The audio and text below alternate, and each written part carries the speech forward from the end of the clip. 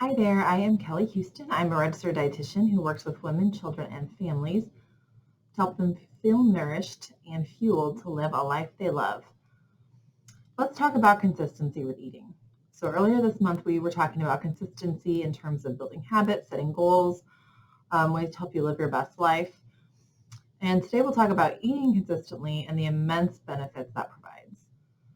Many people that I work with eat inconsistently. They'll wake up late or have hectic mornings, or they've just always been in a routine where they've never eaten breakfast from childhood.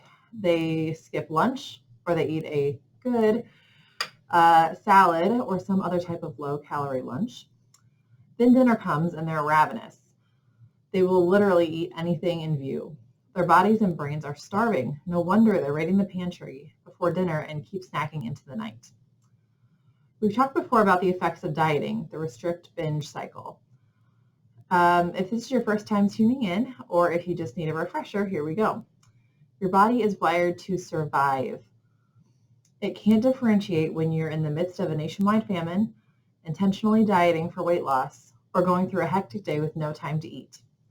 Your cortisol will likely be elevated to keep you going for a while, maybe through the day.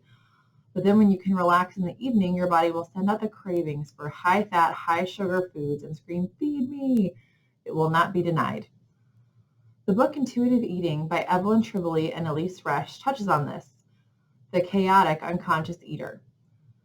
When people aren't focused on eating, they'll grab whatever is handy. It's as though eating is an afterthought. They write, chaotic eaters are often so busy putting out fires that they have difficulty identifying biological hunger until it's fiercely ravenous. Not surprisingly, the chaotic eater goes long periods of time without eating.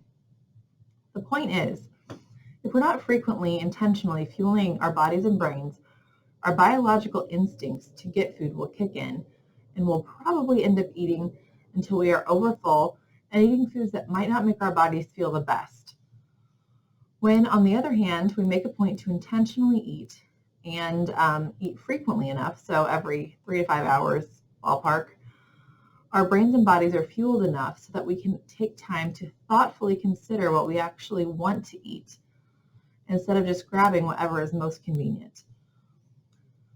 That's not to say that by doing this you'll eat fewer sweets necessarily, but it gives you the ability to choose when you want to eat sweets. You won't be doing it out of a place of desperation and biological, hunger, like starvation hunger. You'll be doing it because you actually want the food and you would like to taste what you're eating, not just for the fastest source of energy. I'll be honest, most of the time on work days, my breakfast is eaten on the go. Between getting myself ready and 3 kids out the door, I don't always have time for a sit-down breakfast. But I know that if I skip breakfast, I will set the tone for the rest of the day, not in a good way. Plus, no client would ever want to meet with me on a day that I skipped breakfast. On work days, I'm usually pulling double duty at lunch with eating and pumping. I know this is just a phase, so I'll try to give myself some grace. I will need to be a little more intentional once this phase passes to readjust in my next phase of life post-pumping. And as my kids get older and can do a little bit more on their own. So my next best gray area, good enough option is to consistently fuel myself even if my full focus isn't on what I'm eating.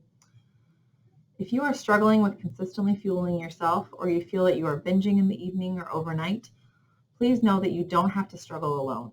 Reach out and we can work through this together. Thanks for watching.